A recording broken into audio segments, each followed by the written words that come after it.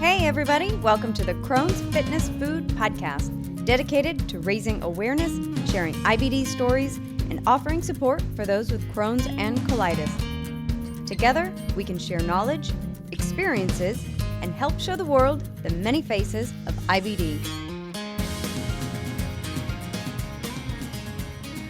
Hi everyone, thank you for joining me today for another episode of the Crohn's Fitness Food Podcast. I'm your host, Stephanie Gish, Crohn's warrior since 2006 and lifelong fitness fanatic. My guest today is Carrie Combs, who was diagnosed with Crohn's disease 8 years ago at the age of 22. In her first 5 years after diagnosis, she had 3 surgeries, countless medication changes, and, as she puts it, a lot of really bad days. During those times, the thought of a marathon never even crossed her mind, but fast forward to today, and she's now run a couple of half marathons and getting ready to complete a full 26.2-mile marathon with the Crohn's and Colitis Foundation's Team Challenge in Nashville at the end of April. Thank you so much for joining me today, Carrie, and welcome to the show. Thanks, Stephanie, for having me. Well, before we jump into talking about running, Team Challenge, flares, food, and fitness, start by telling me your Crohn's story, when you had your first flare, and how your diagnosis came about. Sure. So it was February of 2011. It was actually the Super Bowl. We were watching that, and of course, you eat food. That's really, what I was there for, not necessarily to watch the football. But I had some,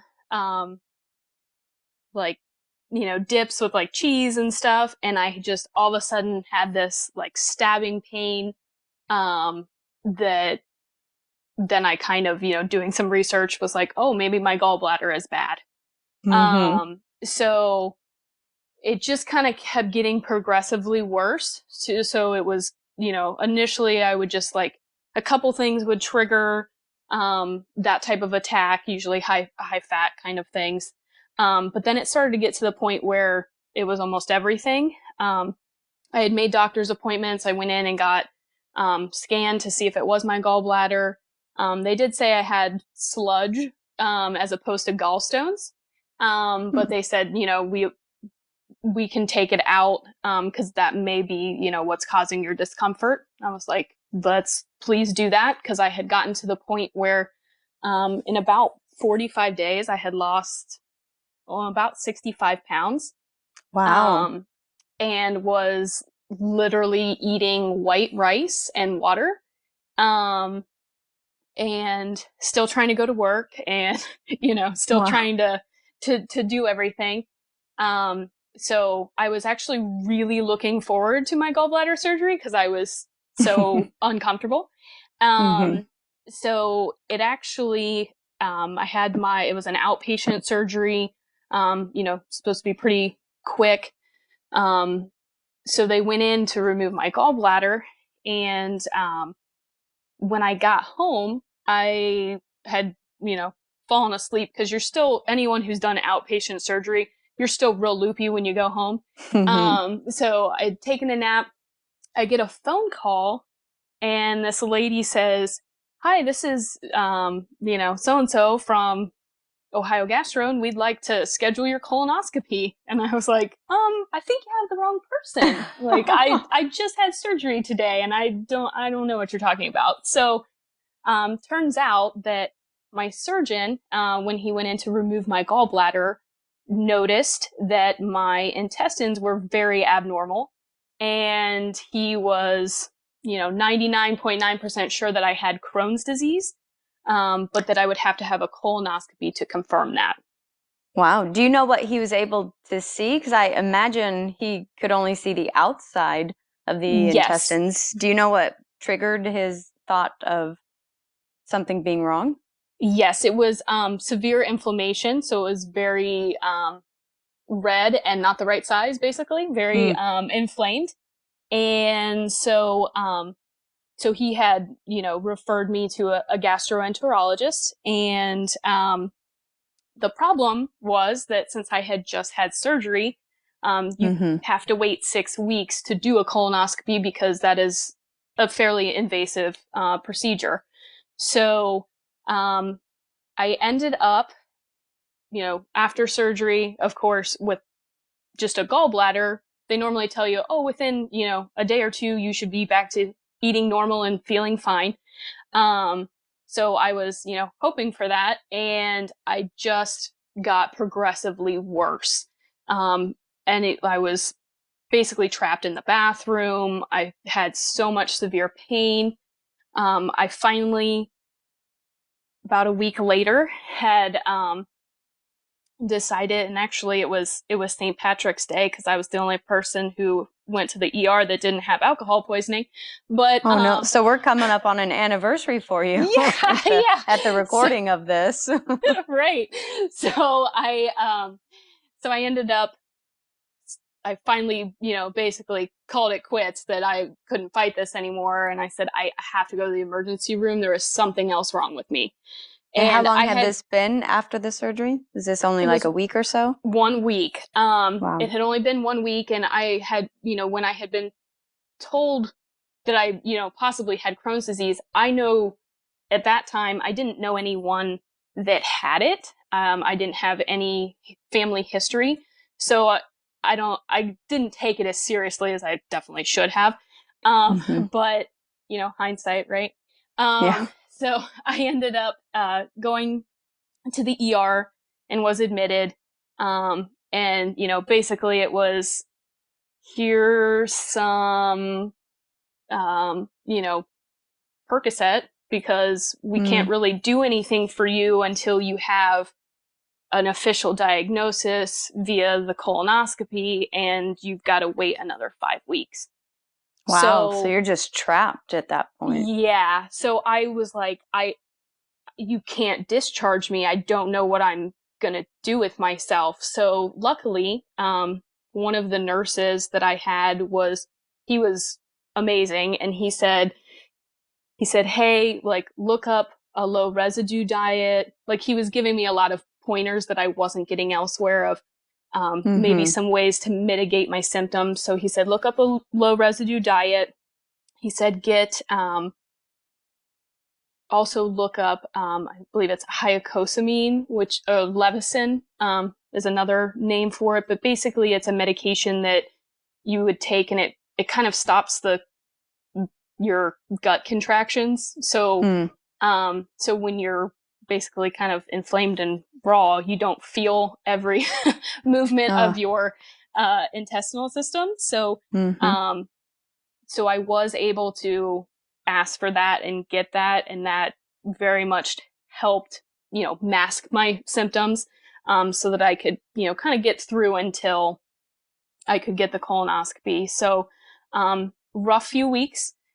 Did get my colonoscopy, and it was like, yep, you have Crohn's disease. And so, what did you do during the time, because it sounded like you still had like 5 more weeks to wait. Did you still try to go into work and still try to live your? Of course. Because I've noticed a lot of people with Crohn's and colitis are very determined. Or stubborn, but yes. Very stubborn, yes. Yes. No, I definitely, I did take basically an additional, so I took the full, I think it was 4 weeks after my gallbladder surgery, off. And then, but the other thing too was, at that point in time, I had not been out of college very long, was still kind of, trying to find my career and everything. So the job that I had, I didn't have, all these like sick paid benefits and that kind of stuff. So it was like, yes, your job's protected while you're off, but you're not getting paid. And then it's like, well, I got bills to pay, so I guess I'm going into work. So, I remember one day having to, call off, because I had taken, I still really wasn't, I was scared to eat at that point, but I had taken, a Percocet, and I went to wake up in the morning, and I headed for the shower, and I passed out in the bathroom. Oh, wow. And my husband was like, "You are not going into work." And I was like, "Oh, okay." So, I had kind of some days, and, my coworkers at the time were very accommodating and helpful, and, really understood the situation. So I was, very lucky with that they kind of helped pick up the slack and whatnot. But when I did finally get my diagnosis, it was like, okay, so, let's get this fixed. And I was put on 6MP, which is actually, I think originally the medication was used for, I think, lymphatic cancer, to kind of as like a maintenance drug for that. But they found that it, kind of worked for IBD. So I used that, but it had a 3-month buildup period. So I had to use Percocet in conjunction, or I'm sorry, prednisone, in conjunction with the 6MP, so that I had some type of maintenance in between. So tried that. I had a lot. It never really, I had some better days, but it never really got me to where I needed to be. Plus it also, I was having some of the like thinning hair and some of the other side effects that came from using it. So that really wasn't going to be a sustainable option. So back then I also didn't have a whole lot of, the IBD awareness in general didn't seem as accessible or was as informed as it is today. Yeah. So I definitely had very little idea of what my options might be medication wise. Just kind of what I could find from chat forums and things like that online. The support is so different nowadays, because I remember, 12, however many years it's been, that just a few forums here and there, and very, very different, searching for that support. Right. So, so I also, my husband and I wanted to start a family. So this was also, very much a huge disruptor of that. So 6MP was also not an advised medication to use during pregnancy.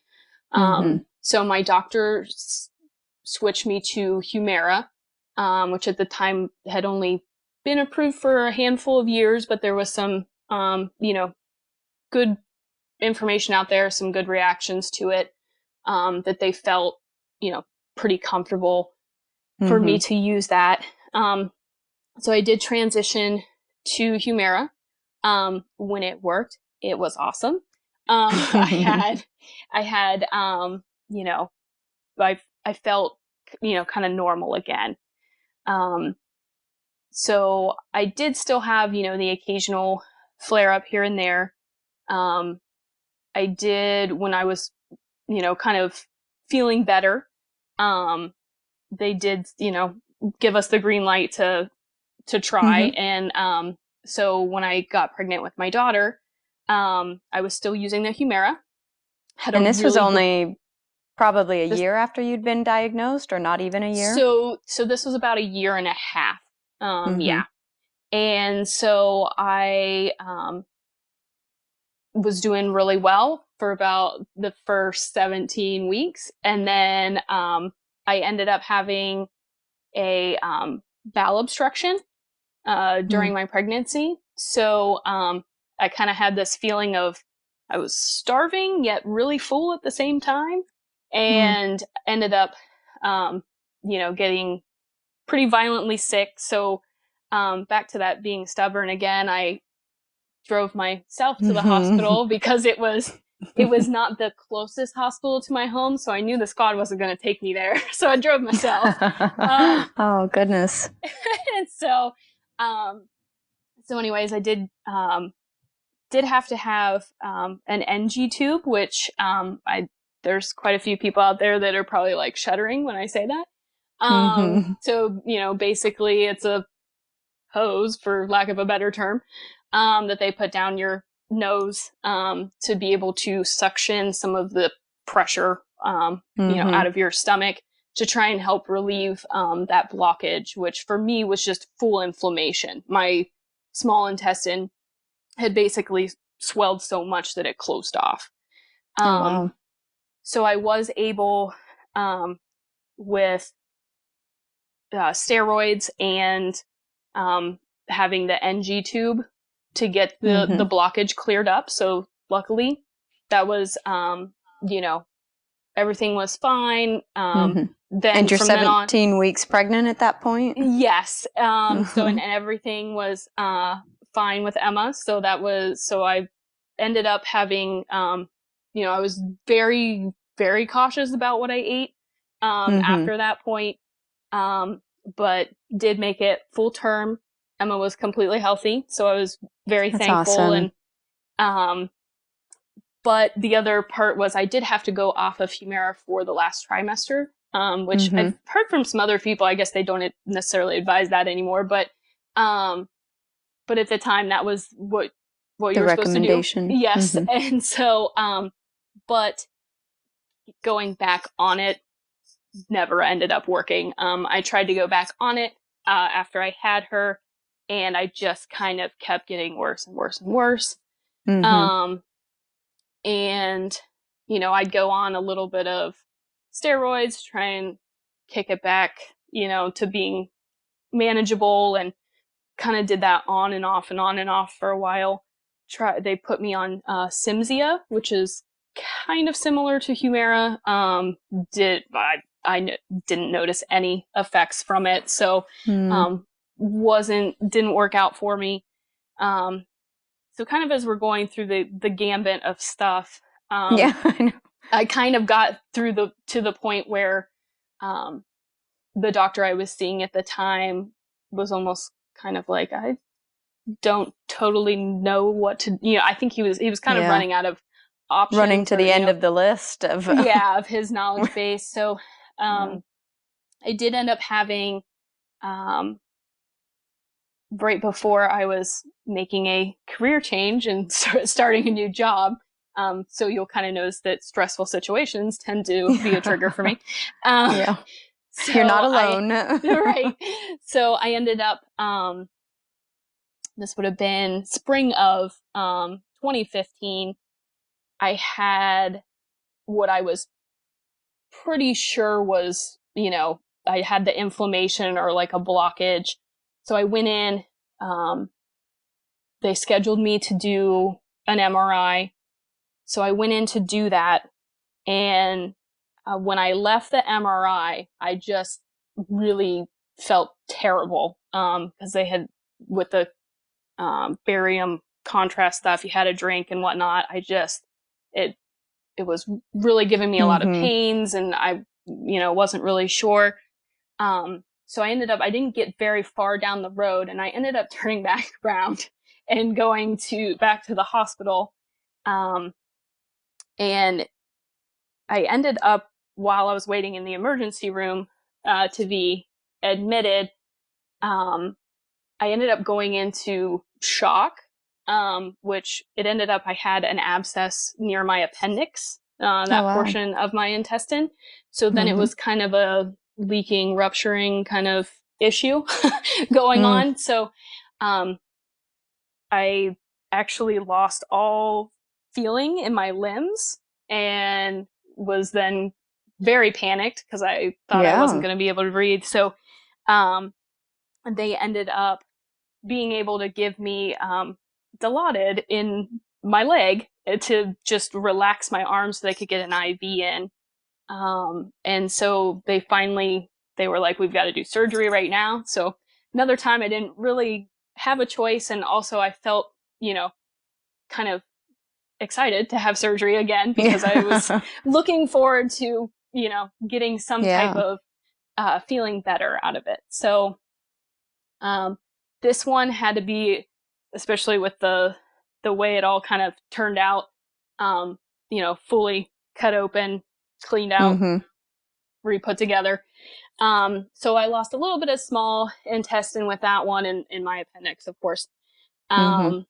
So then, after that, again, I think it was very much like, well, let's try doing some more steroids. And I wasn't getting a whole lot of help. And I think part of me was very like, okay, well, if they're giving up on me, I was tired. I didn't want to put the energy into like switching doctors. And I tried switching doctors at one point, and, it just, all the stuff that goes along with changing insurance and everything. And, so I finally, my last surgery, was November of 2017.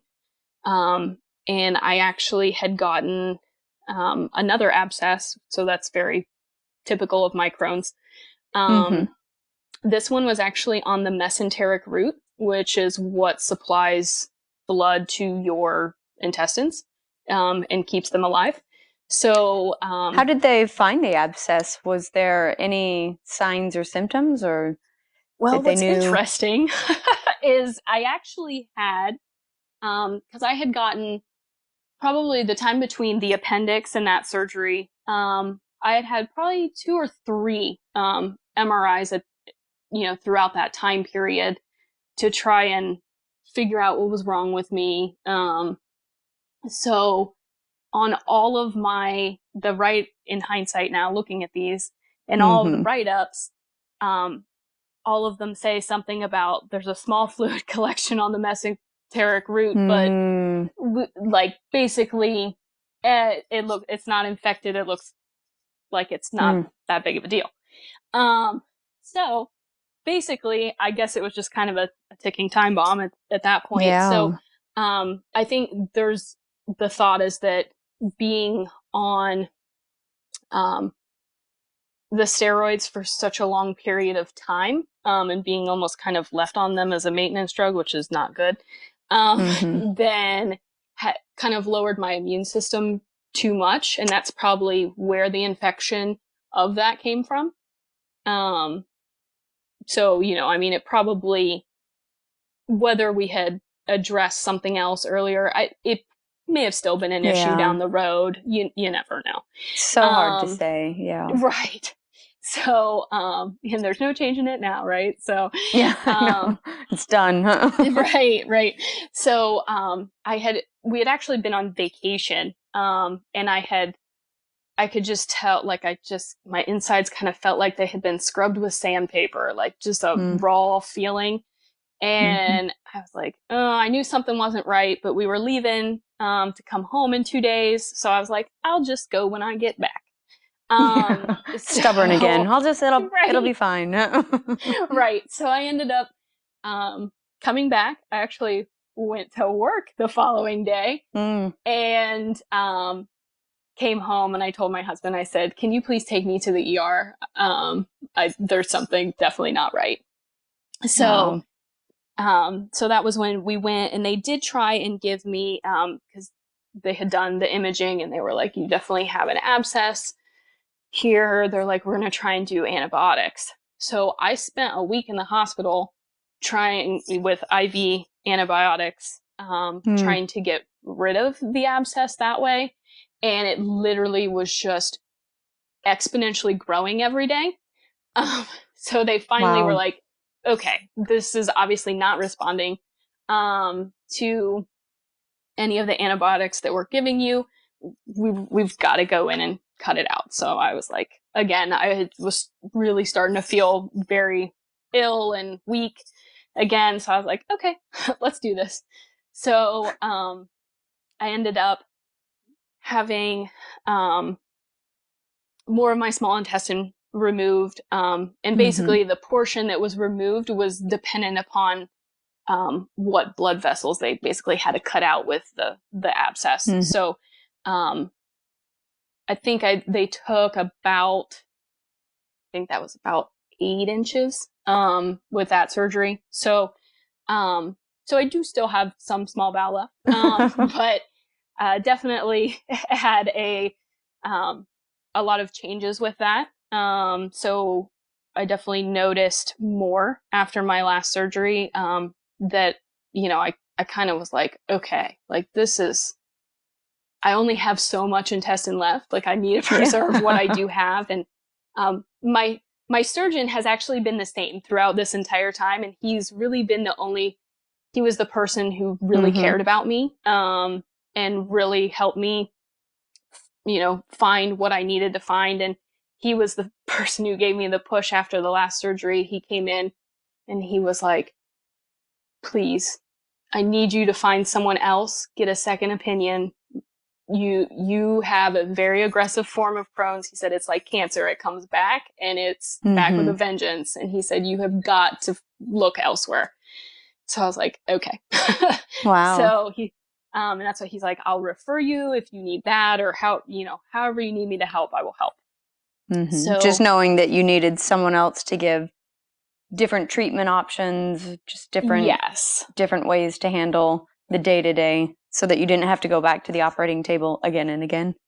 Exactly. And so that was also a big turning point for me, because that surgery was really difficult for me to recover from, because I had been with the infection and everything. I had gotten so sick and weak, plus then trying to recover from surgery.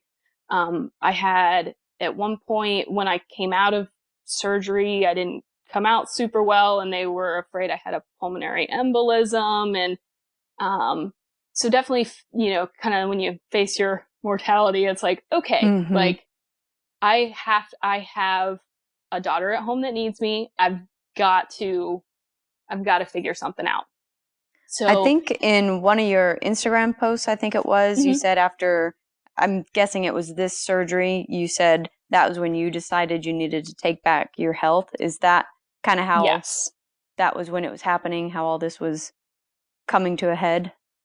Yes, definitely. I realized that I had just been hoping for the next medication to cure me, basically. And that was just not working. So, I thought, there's, using other methods and, whether it be fitness, diet, supplements. I knew that wasn't going to cure me, but I knew that I was going to explore every avenue that was possible and leave no stone unturned. And that, I was going to look at every aspect so that I could really say, I've done all I can do to get myself where I need to be. And so what was your first step? Did you find a new doctor and have him guide you through it? Or did you, on your own, start researching different things you could incorporate into your healing plan? I think it was kind of both. I was much better about this surgery of taking my time before I went back to work. I didn't jump right back in. I you learned.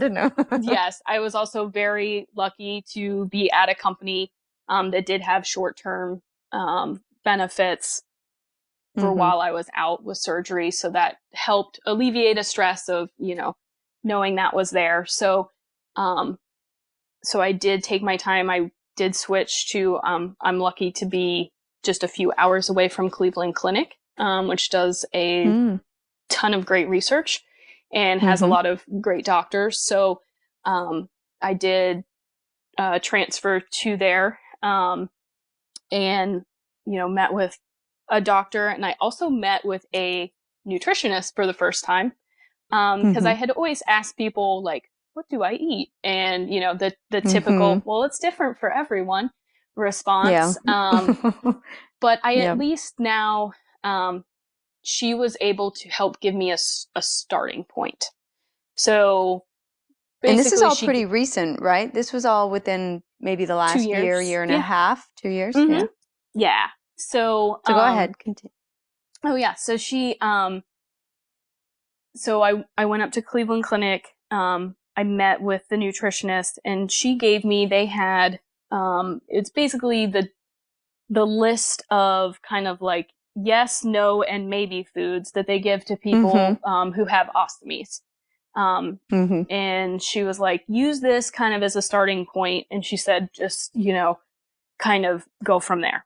So, So I did kind of, use that as my guide of kind of an elimination type diet and figuring out what did and didn't work for me. I think,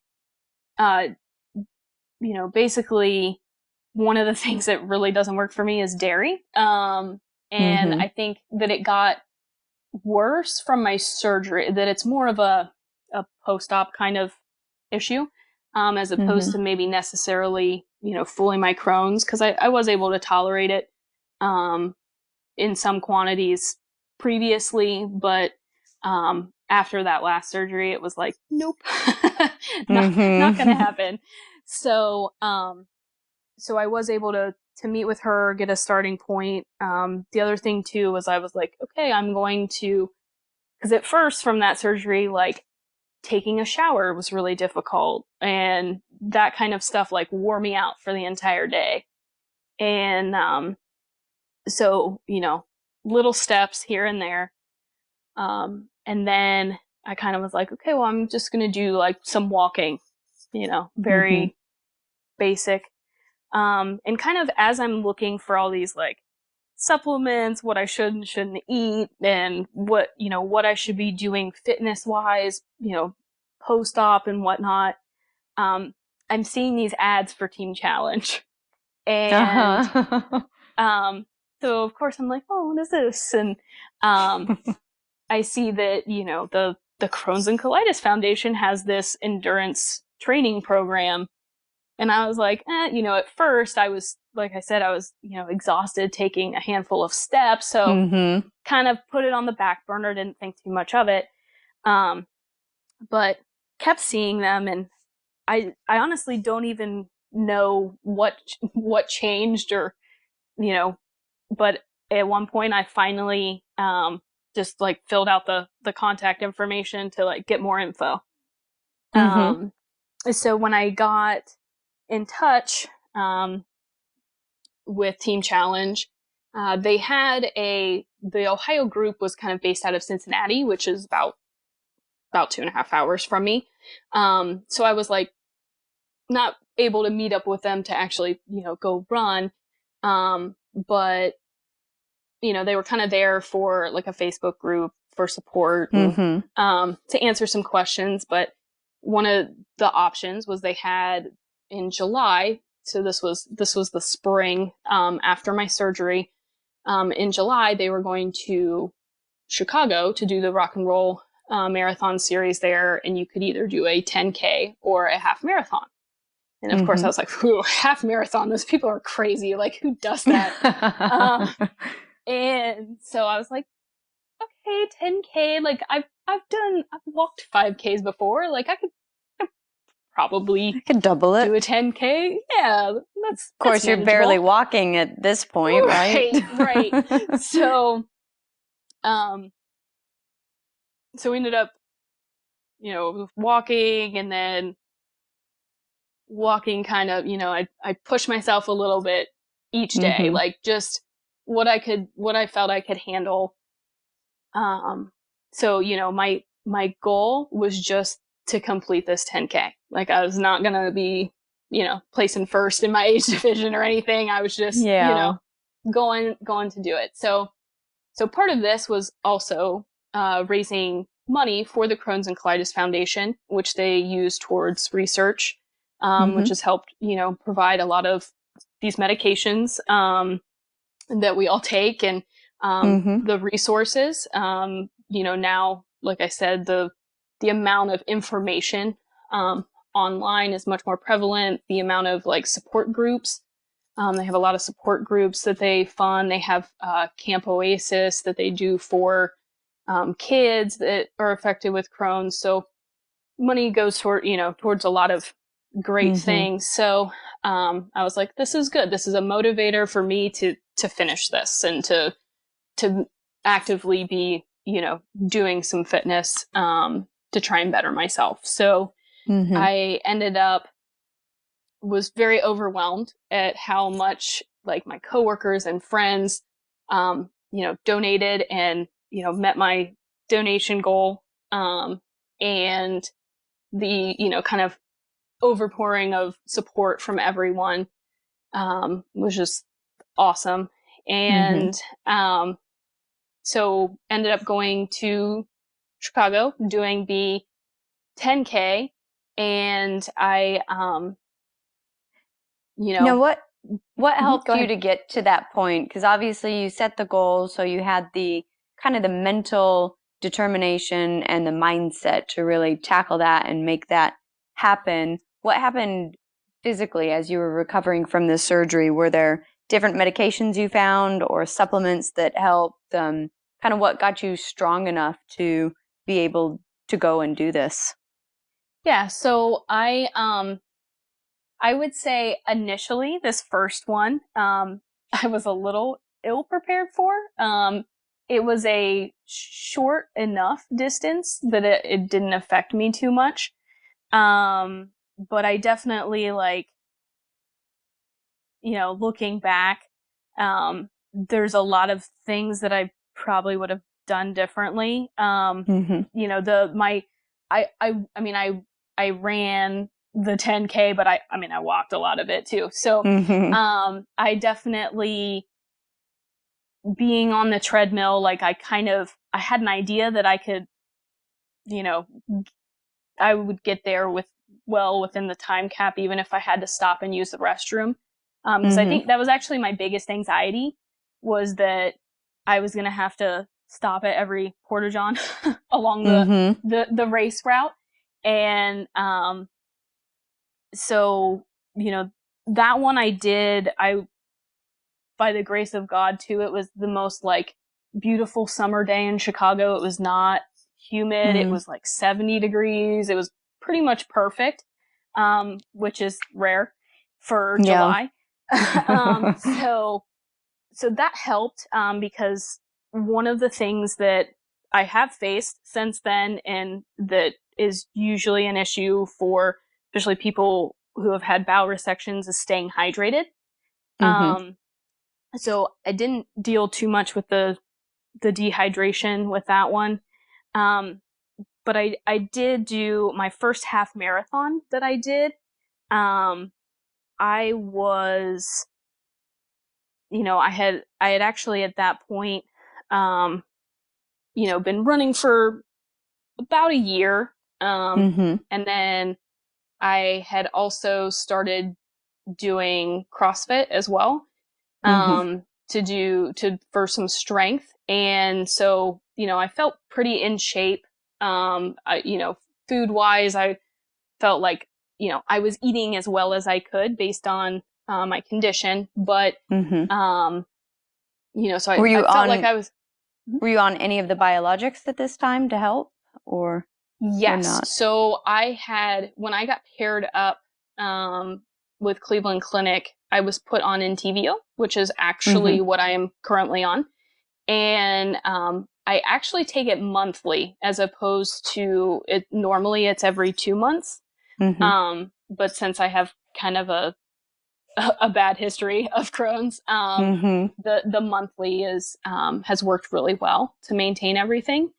And that's, I've now been on Entyvio for 2 years at this point. So, knock on wood, it's been really good for me. So, kind of paired with better eating, I'd been consistently working out, my medication, I felt pretty normal, or what I assume normal would be. So and what did your food kind of look like, to help? Because a lot of people, when they're training for marathons or CrossFitting, they'll eat a certain type. And then obviously with your resections, and you were starting from a point of, here's this list of what an ostomy patient would normally eat. How did that progress for you to aid and help your training? Yeah. So so like I said, I started with that list, and, then I thought, okay, with my research, I thought, well, maybe I'll try paleo. So, I started to do that, but then I kind of had to do it almost more restricted, because things that were really high in fiber really bothered me. So I couldn't just sit down and eat a whole bowl of lettuce, or, A ton of raw spinach.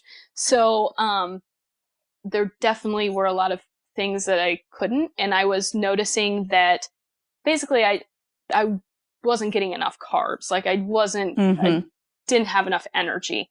So I did find sweet potatoes and quinoa are two things that I can tolerate, and have provided some benefit for me that way for, fueling workouts and whatnot. With part of that, I, tried to do completely no gluten. I've found that gluten in basically carbs in general, if I don't have an excess of them, I can usually tolerate them okay. So I will occasionally, like if I'm having eggs or something, I will have a piece of white toast with it. With, usually it's like a coconut oil spread or ghee, something like that doesn't have the lactose. But so I definitely don't follow any, you know what I mean, particular diet or advertised diet that you're gonna find out on the internet, because it is very different for all of us. Because I know, like, you use a lot of red meat. Red meat is something that I cannot tolerate at all. Which was really sad for me because I used to, like, filet was like my thing. But luckily, I feel bad for you. I did find that bison is much leaner, and I can process that. And I think some of that may be interesting. See, and that's the thing too, is I think some of my food triggers or sensitivities may be just post-op results from having certain things removed, like a gallbladder or, parts of my intestines. So exacerbates everything. Exactly. So, but I did find, like, bison worked for me, and we went out to dinner at a nice steak place, and they had a bison fillet, and I was like, oh, I am trying this. And I literally, like, had a bite, and I'm like, I just want to cry. Like, it's so awesome. Wow. Because I feel like I'm having steak again. How interesting. That's awesome. Yeah. So, there's definitely, some stuff too that I've not even like lettuce, for instance. Like, I don't really have a need to, like, I feel pretty good. I don't need to see it. I don't need to add it back in my mind. Like, what's the benefit of doing it? So there's a lot of stuff too that I'm like, I could maybe try again and I might be okay with it. But to me, it's not worth the handful of days of figuring it out and putting myself through that. When you're feeling good, just keep doing what you're doing. Right. Exactly. So you've built up by this point, you're getting your nutrition on track. You're training a lot more. At this point, you'd, I guess, basically combined training for running and crossfitting. So you're doing a lot of work and eating right. And you were kind of talking about dehydration a little bit. So I kind of want you to go there a little bit next and tell me about the running and dehydration and the Nun. I don't know how to pronounce it. The Nun hydration you've been taking. Noon. So So tell me a little more. So when I did my first half, which was a year ago, I did that through Team Challenge as well. Got to go out to California, which was awesome. And so I go to do this race, and again, I had not. My biggest thing was I didn't ask a bunch of questions because I either didn't know what to ask or I didn't want to look stupid, which is, let me tell you, like, ask lots of questions. Like, it's okay. Because it just saves you from doing dumb stuff later, like you'll see here. So I thought in my head that, basically I was afraid of, okay, this is a longer distance. How many times am I going to have to stop to use the restroom? So I thought to myself, well, if I don't stop at the hydration stations, then Oh. I probably won't need to go. Like, basically, like, if I'm not putting anything in, nothing will come out. That's terrible. Terrible. It is, but I completely relate, because it may not have been running, but it may have, when I've had my bad days and it's like, well, I've got to go to work and I have to do these things, so I'm just going to not eat or drink anything for the next, 16 hours. So, yes, I know exactly. I know where your mind goes. So. Yeah, definitely. So that was my thinking going into this. Yeah. So here I am, and it's February, so I live in Ohio, and during the winter, it's usually snowing or just cold, or raining, but not good conditions usually to run outside. So I had been training on a treadmill, but it was out in my garage, so it was not super warm, fairly cool. So I go to do this race, and it was like unseasonably warm in California.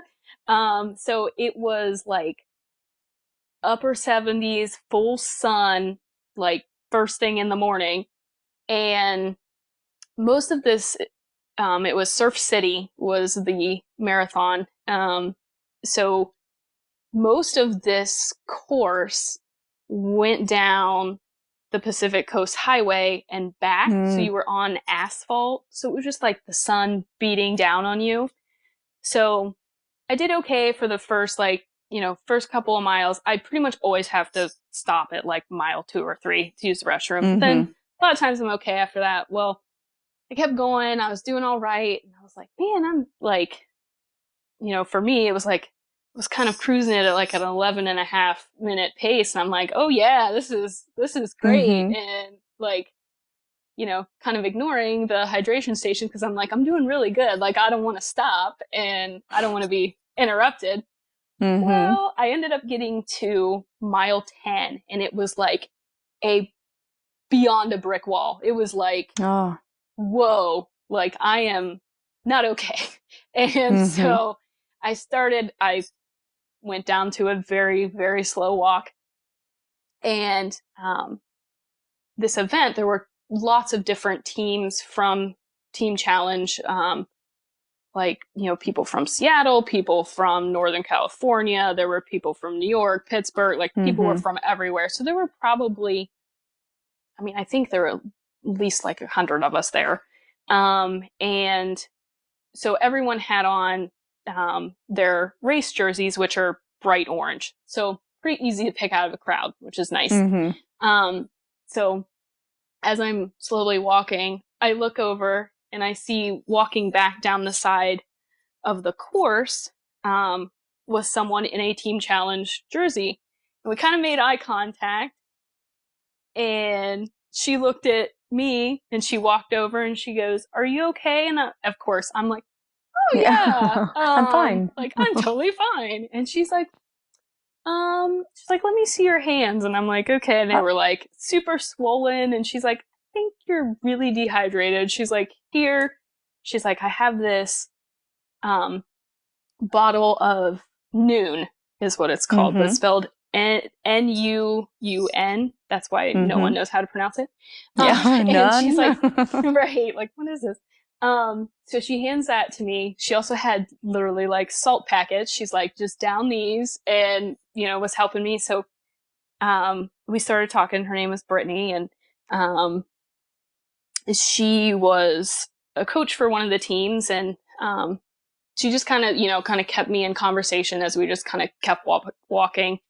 So I was starting to feel like after getting all the salt and all this kind of stuff, I was starting to feel a little bit better. Definitely was not going to like pick up and start running again. But then I finally was like, okay, I think I can at least finish this.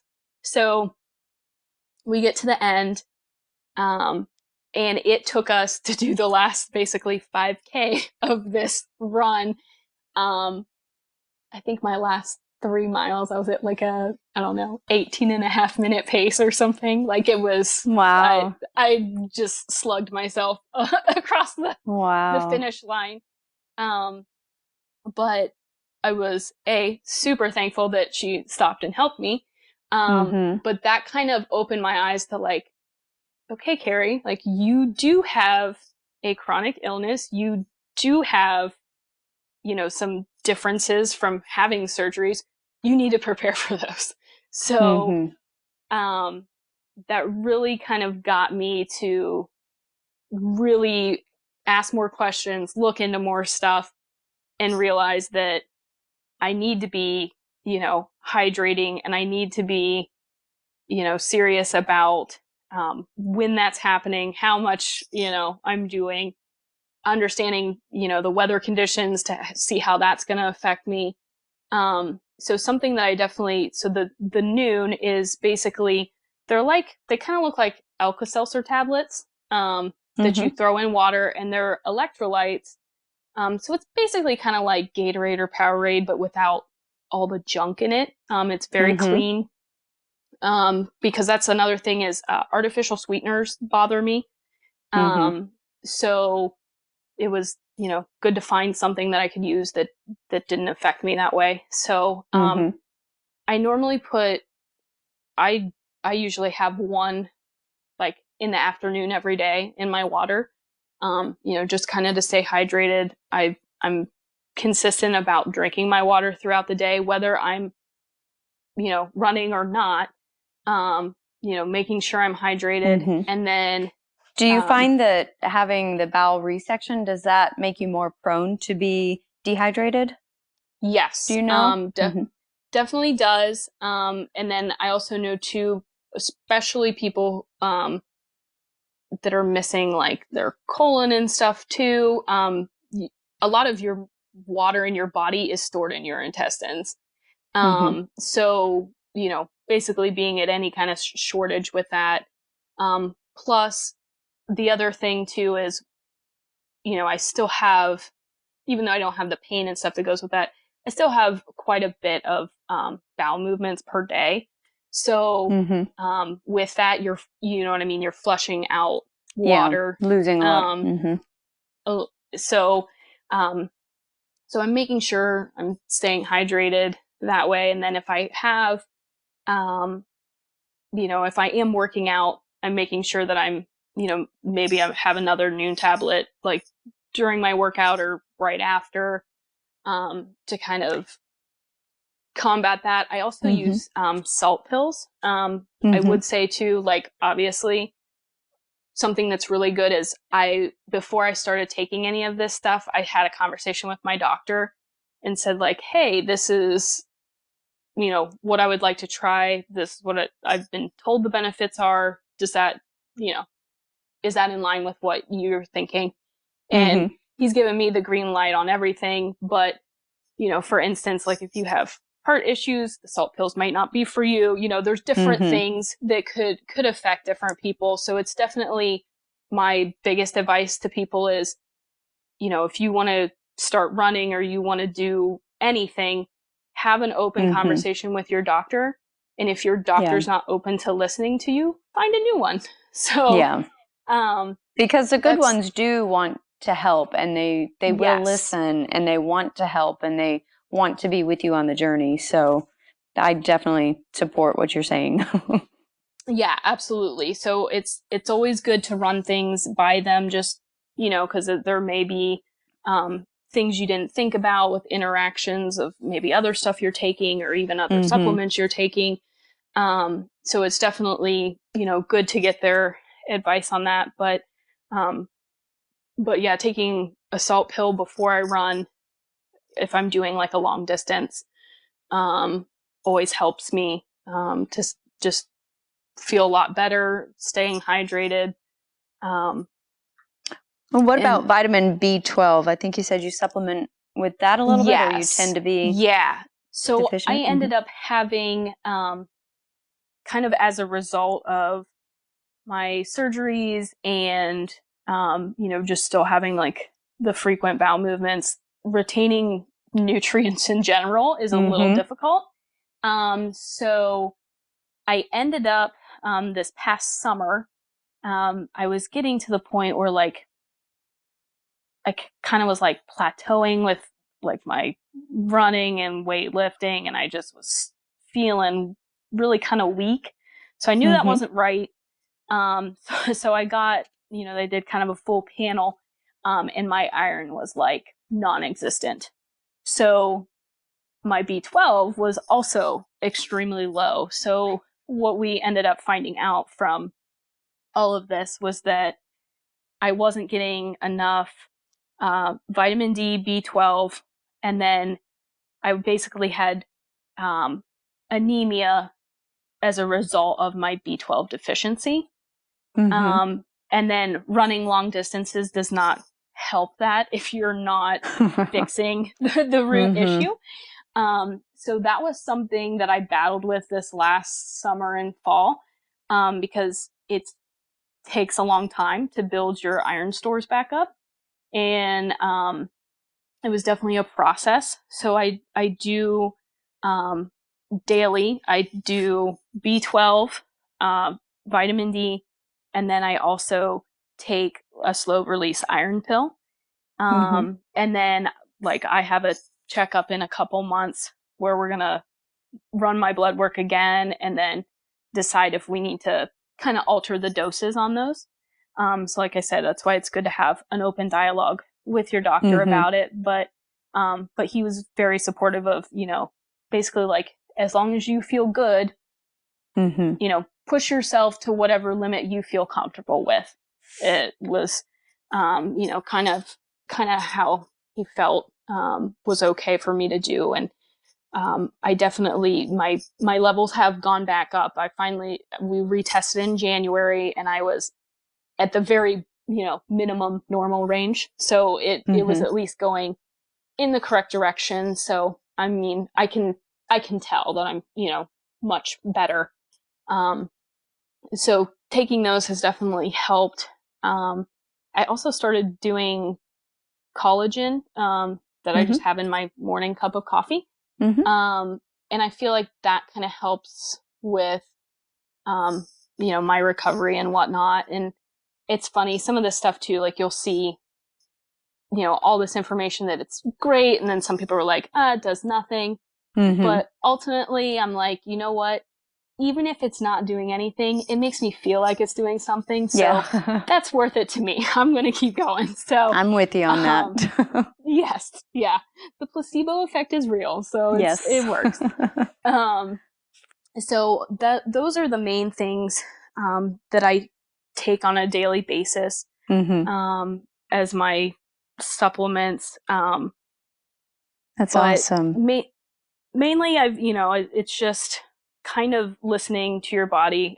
Cause also I did for the race in April, I made the decision to scale back to the half, and I'm going to do a full this fall, so that I have a longer period for training. And I also, couple things that I didn't think about, and it's again back to that, like doing your research and asking your questions is, I got, really excited. I had done this 10K and then I'd done this half, and I'm like, man, I'm, just cooking along here.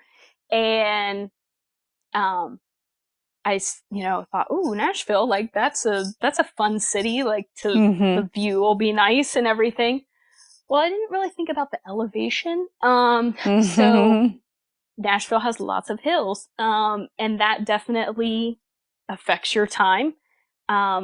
Plus the unknown of my first marathon will be, how many times am I going to go to the restroom? And that, obviously counts into your total time, that you're allowed on the course. So, with all of that said, I was like, okay, I reevaluated and I was like, okay, to not stress myself out about training and to enjoy it, which is what it should be, I need to back down to the half for this.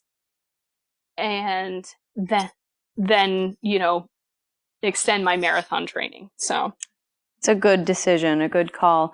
Are you running both of those for the Crohn's and Colitis Foundation, both the one in April and then the fall full marathon? Are those going to both be on Crohn's and Colitis Foundation teams? Yeah, so they actually have so with Team Challenge, they have some basically like seasonal, like the big races that most people go to, that are, kind of destination type races, but they also have the option of race in orange, which is where you can basically set your own fundraising goal and do basically whatever race you want. So the one in Nashville that I'm doing is that it's the race in orange, where I've set my goal and I'm going to do it. So I will probably do the same for the marathon that I do in the fall as well. Because it just kind of, again, helps me as a motivator, and it's neat to kind of see, you wear your jersey, and like some people come up and be like, oh, I have a neighbor with Crohn's, or I have they have some type of a connection. So it usually starts some good dialogue and whatnot, but it's definitely been something that I've loved doing, and have really seen, a huge benefit to kind of my mental focus on those races. Yes. So tell me, if people want to maybe donate to your goal for the team challenges, where can they do that online, and where can they follow you and follow more of your journey and just your story in general? Yeah. So I am on Instagram as Carrie the Crohnie, and I'm also on Facebook as Carrie the Crohnie. I will tell you, my Facebook is basically just a reiteration of my Instagram. That's pretty much where I'm at. And I have the link to Team Challenge on those pages, so you can see that. And also, if someone's listening to this and they're interested in getting involved with Team Challenge, definitely reach out to me. I can put you in contact with your local person, or you can, go to,